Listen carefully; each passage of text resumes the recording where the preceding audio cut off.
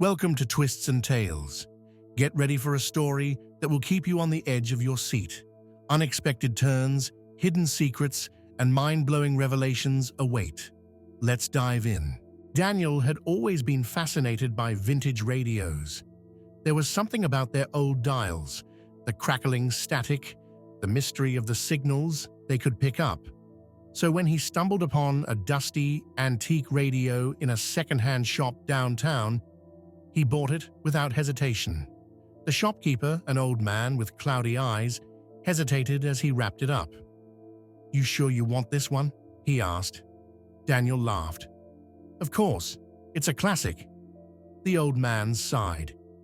"Just don't listen too long after midnight." That night, Daniel set the radio on his desk, admiring its craftsmanship. He turned the knob, scrolling through static-filled frequencies. Most of them were just dead air, an occasional whisper of an old broadcast.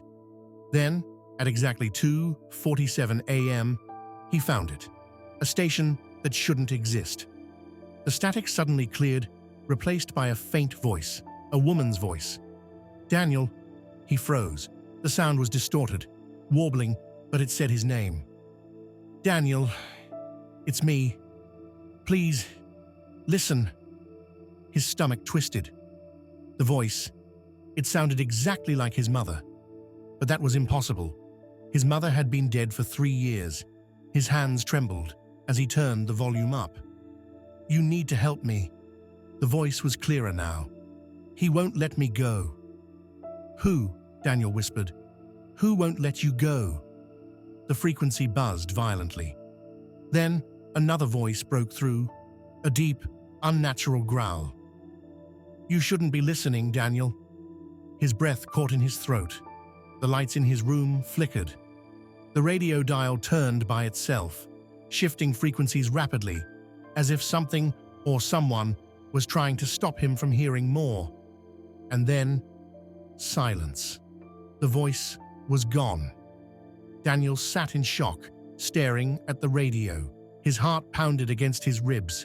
He had to be imagining things. He had to.